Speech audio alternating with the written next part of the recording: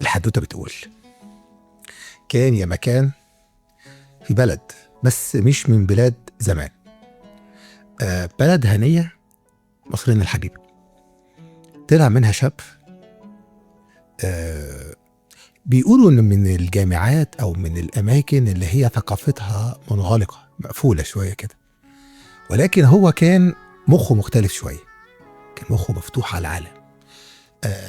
كان بيحب الايفنتس، وكان بيحب الاكتيفيتيز، وبيحب الجاذرينجز، وبيحب التجمعات الطلابية والشبابية والعقلية والمنتورز والتطوير وكده. فالشاب دوت كل ما يشوف ايفنت حلو او يشوف مكان حلو يقول هو انا ليه ما عنديش حاجة مش زي ديت، احلى من ديت. الشاب دوت لما فكر شوية قال هو انا هبدأ من جديد ولا هجيب من اخر الاخر اللي بيقول عليه ايه الشديد. بدأ منين؟ هو ايه اجمد تجمع في العالم بيتكلموا فيه؟ ايه اجمد تجمع في العالم؟ هو اكبر علامة مسجلة للعقول وللافكار والكلام ده كله. تيدكس، صح؟ تيدكس. الشاب الجميل اللي قاعد قدامي ده دلوقتي عمل حاجة احنا بنشوفها في مصر وفي العالم كله، مش حاجة سهلة. عمل تيدكس، صح؟ ايه تيدكس دي؟ انت ازاي عملتها؟ خليني قبل ما تقولي ازاي عملتها، يلا. اولا انا بتشرف بوجودي معاك النهارده بجد، ان انا سعيد وسط ناس بجد عندهم صوره حلوه. الصوره الحلوه والنجاح الحلو وتيدكس والكلام ده كله اركنوا لي على جنب بقى دلوقتي. يلا بينا. صح. قبل ما تحكي لي اي حاجه قول لي انت مين. اول حاجه انا مبسوط ان انا معاك النهارده، يعني اتشرفت جدا بحاجه زي كده. انا زياد، انا بدرس في جامعه الازهر في كليه اعلام، واشتغل في البي ار والايفنت مانجمنت بقالي 3 سنين، وعملت تيدكس الفتره اللي فاتت، وعملت ايفنت تاني اسمه عاد بي ار، واكتر من ايفنت يعني الفتره الجايه شغالين عليهم ان شاء الله. انا قاعد قدام حد جامد قوي يا عم. ربنا يخليك والله، بتعلم منك. بص يعني انا ارتجالي وما بعرفش احضر حلقات خالص، حتى انت لما جيت ولا حضرنا هنتكلم فيه ولا اي حاجه، ولكن انا وانا بتكلم دردش على نفسك كده، ايه يا عم ده انا عندي 50 سنه ما عملتش الحاجات ديت، انا غيران منك وانا قاعد. العفو. لا بجد والله انا فخور مش غيران، لان انا بالنسبه لي فضل الله انا سعيد جدا بربنا مكنني بيه، ولكن ان الاقي حد بيلمع كده منور عقلا وموضوعا دي حاجه يعني شهاده اعتز بيها يا دكتور والله. طيب قبل ما تكلمني على الحلم، الفكره بدات معاك ازاي اصلا؟ هقول لك. في شاب اسمه احمد مصطفى اخد لايسنس تيدكس مدرسه اسمها طبق الحجاز.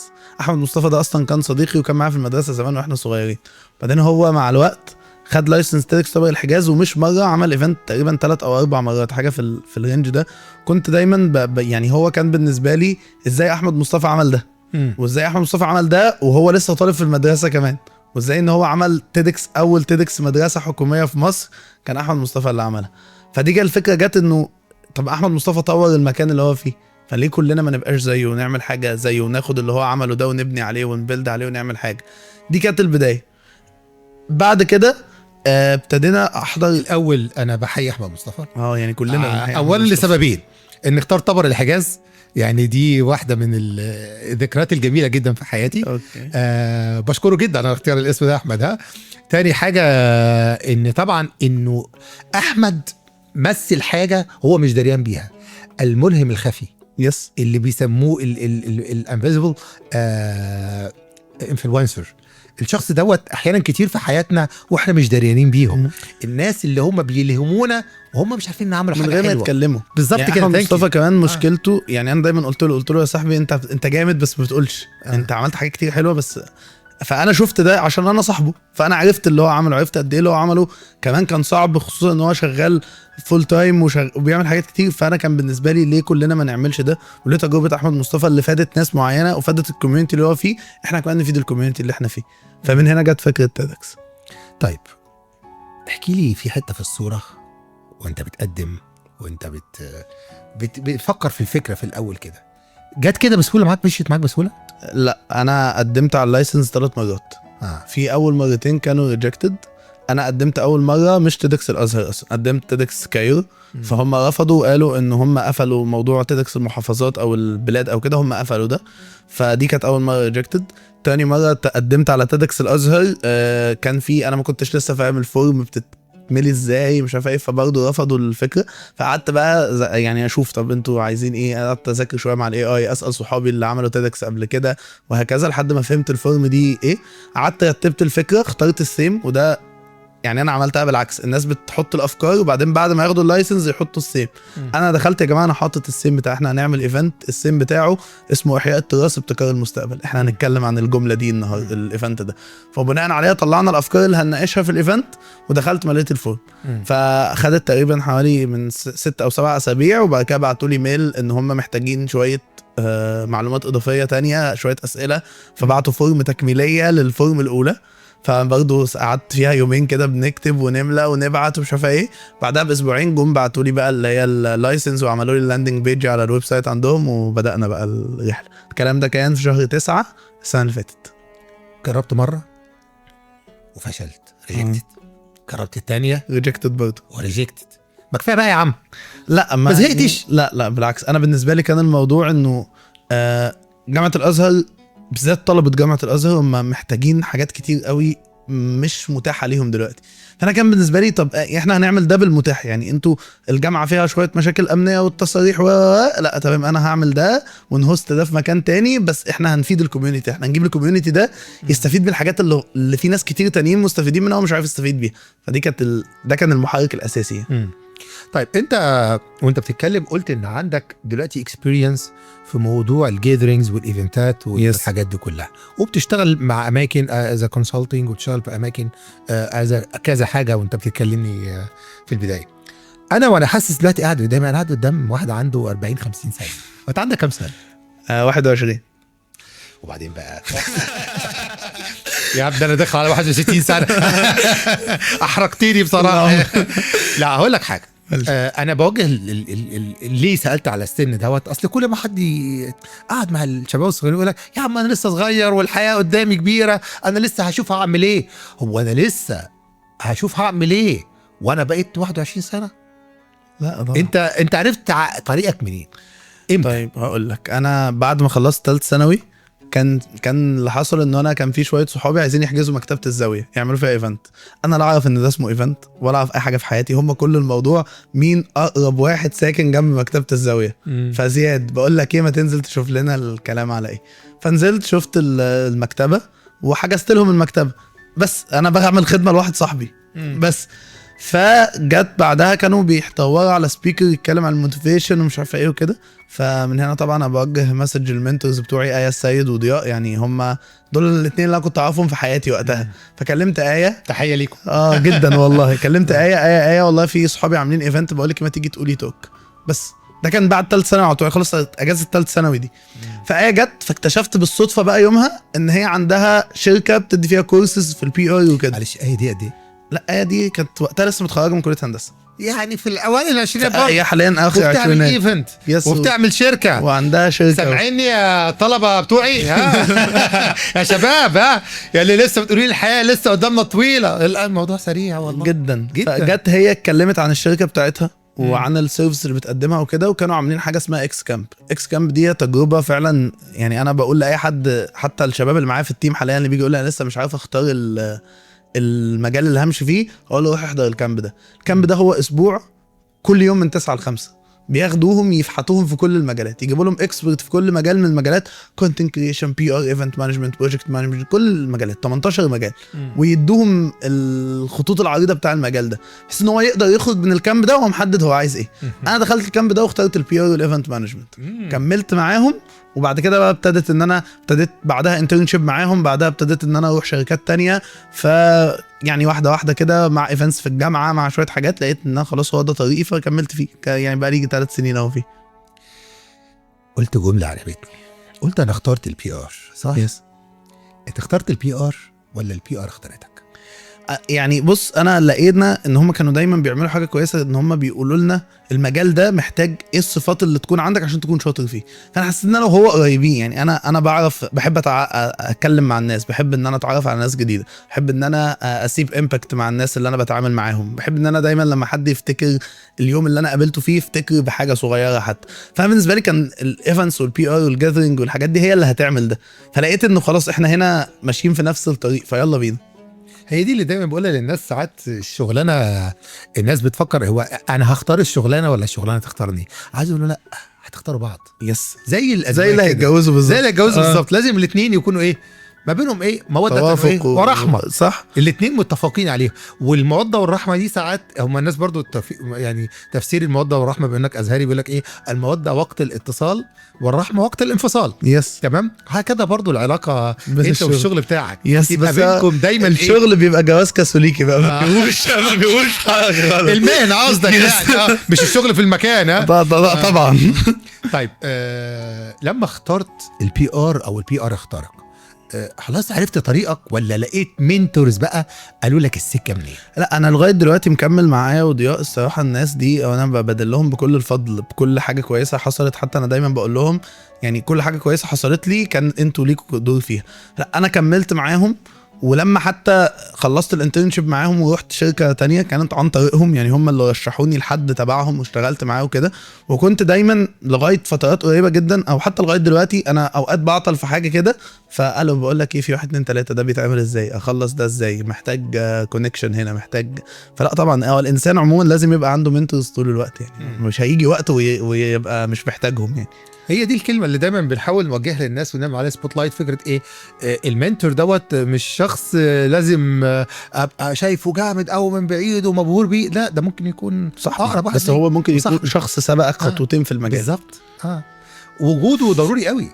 يس، بس يعني وجوده ما ينفعش تعتمد عليه، عشان في احنا شفت بقى انا شويه لما بقيت انا في شويه ناس بيعتبروني منتور ليهم، فكان الموضوع انه في ناس فاكرين المنتور ده هيجي يشتغل مكانك. لا هم مش هيشتغلوا مكانك، سو انت بتروح له تقول له انا عملت 1 2 3 4 وفاضل 5، قول لي 5 دي بتتعمل ازاي، فهو بيزقك الزقه الاخيره. 4 معصلجه معايا بالظبط. انا قدامي طريقين اخد واحد فيهم. بالظبط. فهو هيساعدك تكمل، مش مش يعني ان الله لا يغير ما بقوم حتى يغيروا ما بانفسهم. فبس طيب انا دلوقتي وانت بتبدا البروجكت بتاعك، الحلم بتاعك اللي هو تيدكس، الناس سقفت لك وقت برافو ممتاز جدا والكلام ده كله، لك ايش يلا انت عبيط ايه اللي انت بتعمله دوت والحاجات دي. انا لما نزلت ان انا اخدت اللايسنس، يعني نزلت اللي هي الايميل، خدته سكرين شوت اللي تيدكس بعتها ونزلته ستوري، فكان اللي هو ايه، حد دخل قال هو انت هتعرف تجيب السبونسرز بتاعتك، انت معاك فلوس تصرف على الايفنت؟ لا طبعا الناس كانت بالنسبه لها مين ده بيعمل ايه، حتى عندنا في البيت هم اصلا مش فاهمين ايه تيدكس، فاللي هو انت فرحان تيدكس ايه وزفت ايه يا عم، خش ذاكر بقى خليك تجيب تقدير في الكليه.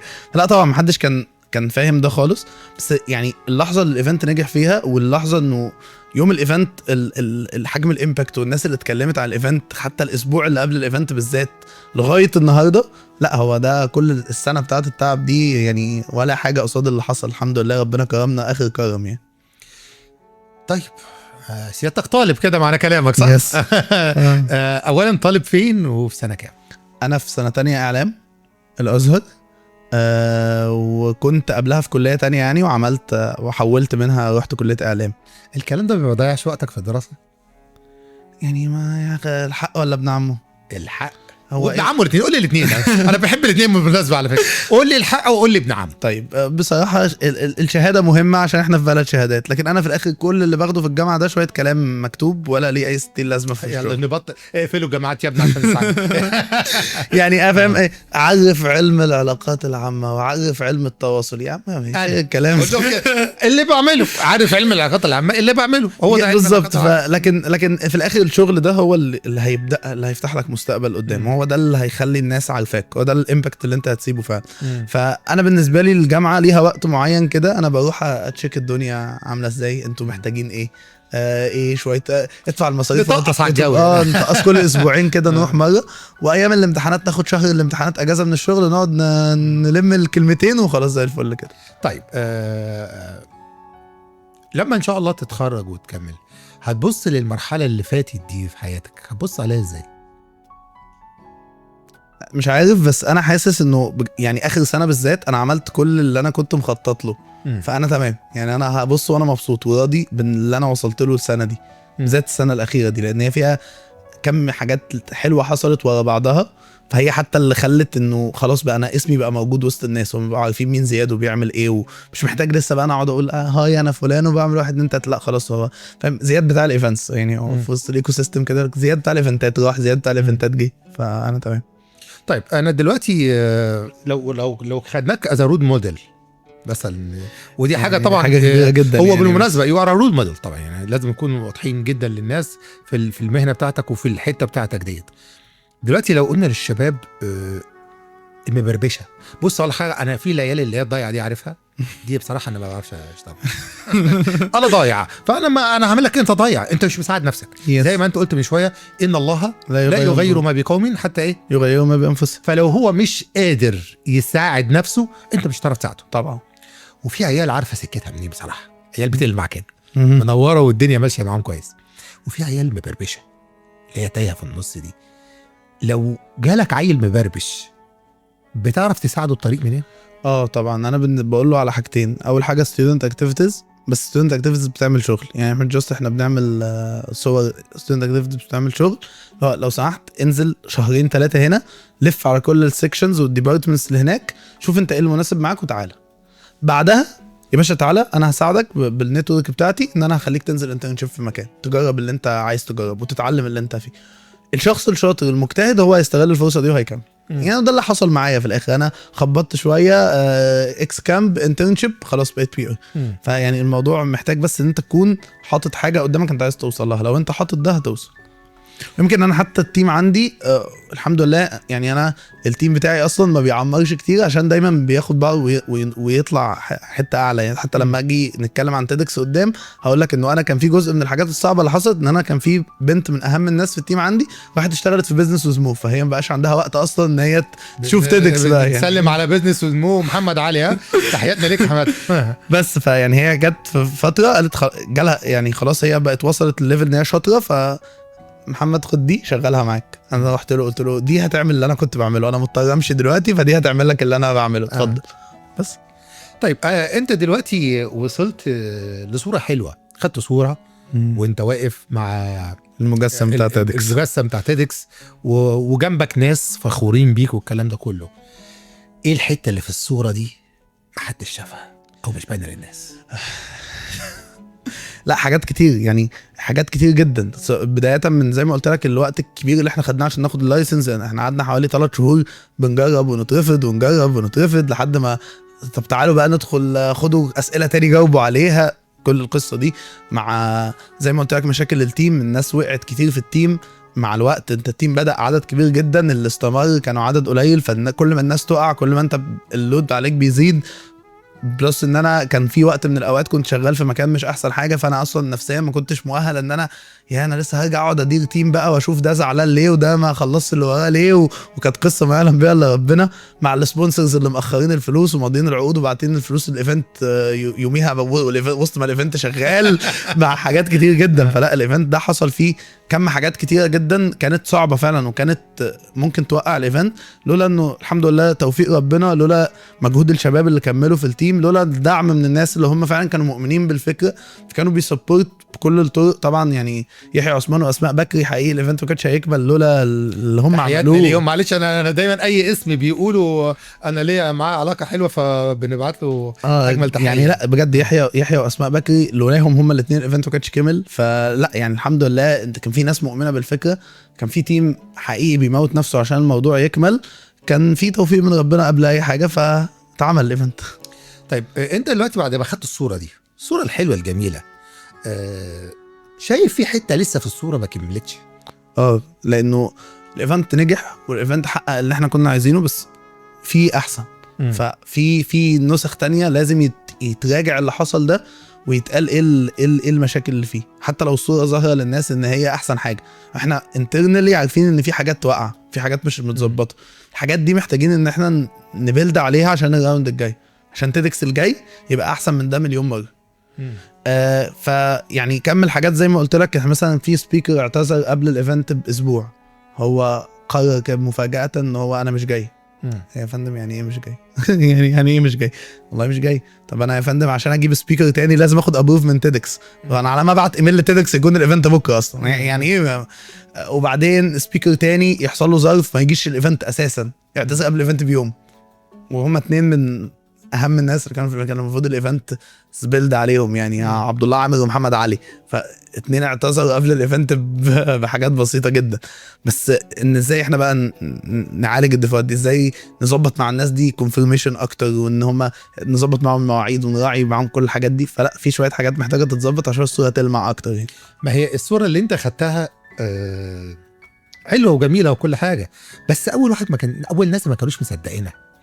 هم لما شافوا الصوره دلوقتي انا بقول لك اهو هيتصلوا بيك يقولوا لك ايه؟ لا هو احدهم اتصل اوريدي كان عايز انفيتيشن للايفنت اصلا. يا ابني هي الدنيا كده.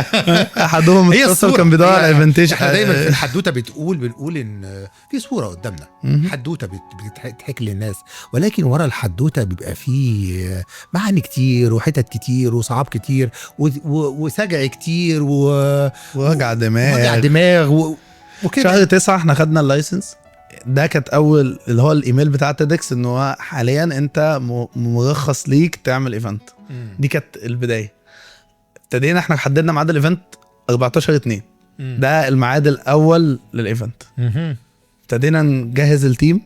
فالتيم وقتها كان خلاص يلا بينا وهنجون كلمنا السبيكرز وسبيكرز يعني اكيد حضرتك شفت كان في معانا اسامي كبيره طبعا محترمه واسامي محترمه. بص هي مش بالاسامي عشان اكون واضح معاك بصراحه يعني عندهم فاليو يضيفوها للناس بالظبط كده. هي ده الفرق الكبير. هي مش ما هو ناس كتير عندها جيذرينجز وعندها ايفنتس وعندها كوميونيتيز اسامي ولكن في الاخر كبيرة انا في هطلع بايه. يس هقول لك احنا كان معانا في تيدكس ودي كانت من ضمن الحاجات اللي انا فخور بيها جدا انه ناس كتير تحت ال30 كانوا سبيكرز. يعني علياء علي، أروى عصام، جمال ناصر، دول شباب وعلياء ما شاء الله عندها تجربه دي البنت السعوديه صح؟ يس دي جميله جدا تجربتها جداً يعني جداً. انا ببعت لها تحيه. انا متابعك ومبسوط جدا والله باللي هي بتعمله يعني تجربه حلوه بتاعتها. 3 دول 28 سنه 26 سنه. فالثلاثه دول عندهم فاليو بيضيفوها للناس. عندهم حاجه. الناس اللي حضرت التوك بتاعت أروى بالذات مع احترامي كل السبيكرز اللي كانوا موجودين الفيدباك كله ان التوك بتاعت أروى هي احسن توك في اليوم. مع ان أروى من اصغر الناس اللي كانت سنا يعني اللي موجوده في الايفنت. علياء يعني لو شفت انت كان علياء كانت اخر توك في اليوم. الناس محدش روح لانهم قاعدين متاكدين ان في فاليو هتضاف لهم من التوك دي. ودي كانت لعبه احنا لعبناها ان احنا عشان نخلي الناس تفضل قاعده نخليهم توك مهمه جدا اخر اليوم. الناس قعدت مستنيه علياء عشان خاطر تسمع منها وتشوف علياء هتقول لهم ايه. جمال ناصر يعني جمال ما شاء الله بجد حد شاطر جدا في حته بي ار والريبيتيشن والايفنت مانجمنت. كان عامل توك خطيره جدا. الناس كانت انجيجمنت جدا في التوك.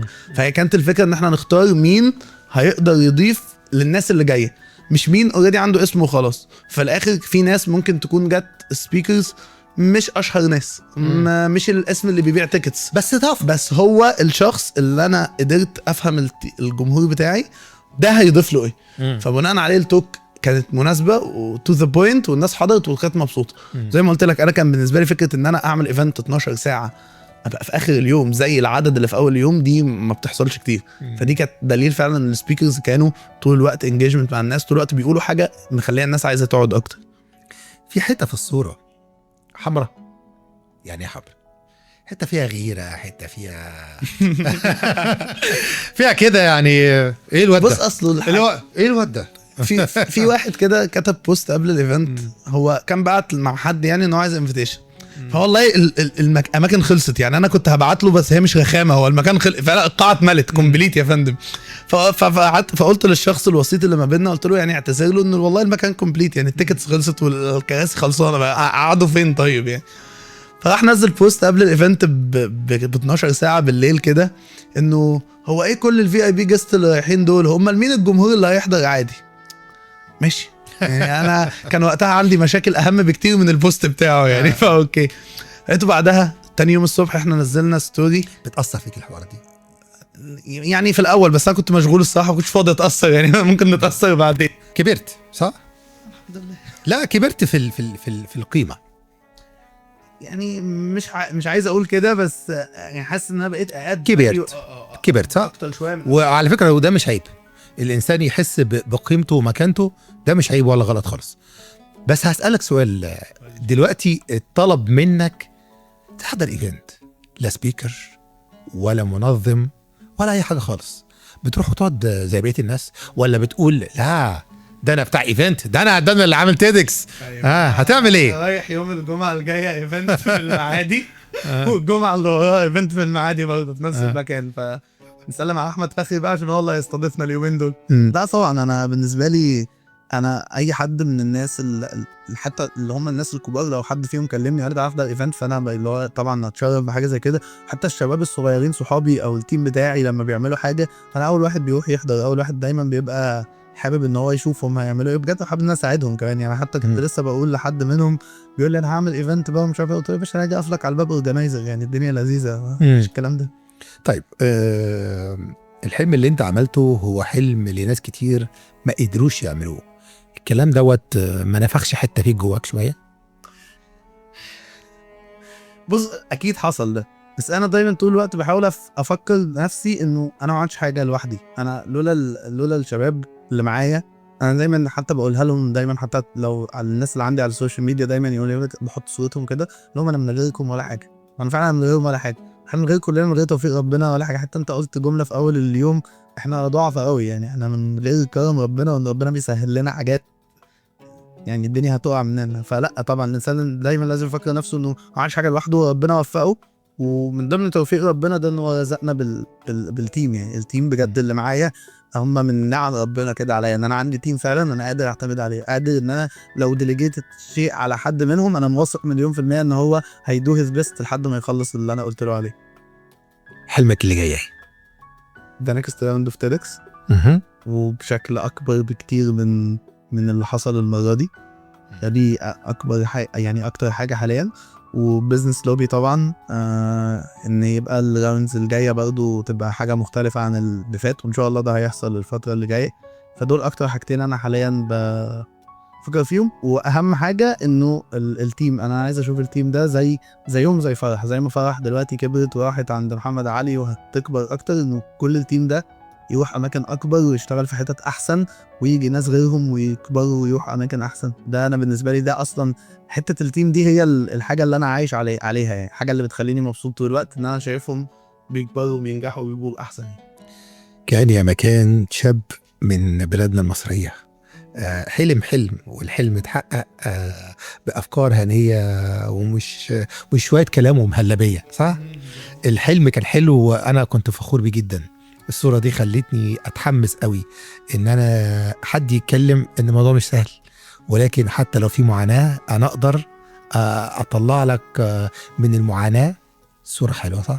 صورة حلوة قوي. وأنا فخور بالصورة اللي أنت عملتها وفخور بعدتك، وبجد يعني وبقول والله لازم لكل الطلبة بتوعي والشباب اللي بشتغل معاهم الصورة حلوة، اضحك الصورة تطلع حلوة، اضحك الصورة تطلع حلوة. أنا مبسوط جدا أنا كنت معاك النهاردة، ويعني بجد كانت فرصة حلوة جدا ان احنا نتكلم عن حاجة شوية فعلا احنا تعبنا عليها. يعني احنا تعبنا بقالنا 10 شهور بنشتغل على الايفنت، فالحمد لله.